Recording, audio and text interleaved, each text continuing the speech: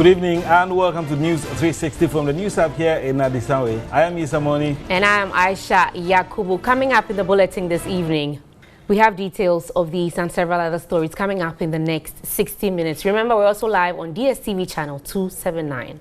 Now, imagine being born with a condition that for now has no cure, and to make matters worse, there's no clear-cut national programs that support your well-being.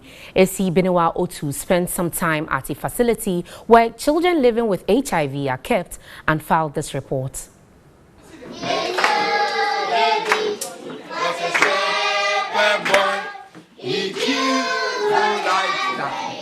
These children are living in a rented house by a philanthropist. Coming from different backgrounds, most of them do not have information about their families. I'm in the middle of these young, beautiful, handsome, energetic young children. I'm not able to mention their status or their condition because they are minors.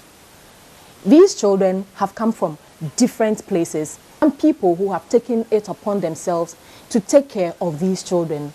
Due to stigmatization, due to discrimination, they are camped here and receiving all the necessary care that they need. They need your support to survive. Reverend John Azuma and wife, through the Motherly Love Foundation, are lending support to these kids. 8 to 10 children are kept in a room together with all their belongings. We have mattresses, few mattresses, but we don't have bed. We don't have bed sheets, so it's difficult to keep them in bed floor. So we are managing this place for them. Then they are children. Some of them are grown up small. So some of the rooms we can get a bunk bed, the double one for them, because they are most of them are kids. So that one can be nice in the room. And some of the grown-up, there's someone who are grown-up 18, 17 to 20, those who are in senior school, they can have the double bed, then two bed in one room, then they are 4. Madame Azuma tells me they would run out of food items very soon. We have maize, but this is our last maize we have here. As you can see, your children, there are many, and they consume. Children eat a lot. So they consume a lot, and with our condition, food is part of our medication, and we need fish, meat, any kind of meat you can give us. Reverend Azuma is a heart-to-heart HIV ambassador of the Ghana AIDS Commission and wants much care and attention given such children. We speak as a country, we have a lot of children who are HIV positive. Recently, NACP projected a statistics show that 38,000 Ghanaian children are HIV positive. And I ask a question that, as a country, what are we doing for these children? Because majority of these children are orphans. They have no parents. And dealing with HIV is a complex thing. This child must go to hospital, take antiretroviral, and he must run a lot of laboratory tests. And some of these laboratory tests are expensive.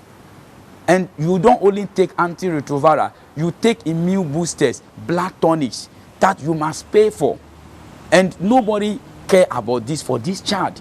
And if that child, doctor says go and do these labs and bring the results, and because the labs also do not cover national health insurance, how would that child who is an orphan living with HIV run all these tests before doctor can give him a continuous care? At the time of visit, we noticed the state of some of them were not the best, but Reverend Azuma is hopeful. If you see the gentleman here, he have never started antiretroviral very early, so that it has resulted all this skin. But we are of a hope that when we take him to the specialist, the skin specialist at Koforodua, we have been recommended to go to Koforodua. There's a Dr. Fori, who is very specialist in HIV and skin. He will be able to take care of the two gentlemen. But it's very expensive to treat it. So all we say is that we call on the community and the society to be of a help so that we can be able to cater for these two boys who are having serious skin problems. Support for these vulnerable ones is key now, as they have the potential to impact the future generation. I want to become a nurse in future. Wow, wow, wow. Let's clap for her. By this, they would be better informed on their status on the need to take their medication. As I left the facility, a lot ran through my mind. HIV programs focusing on orphans and vulnerable children like these is a vital strategy for reducing vulnerability of HIV in these children.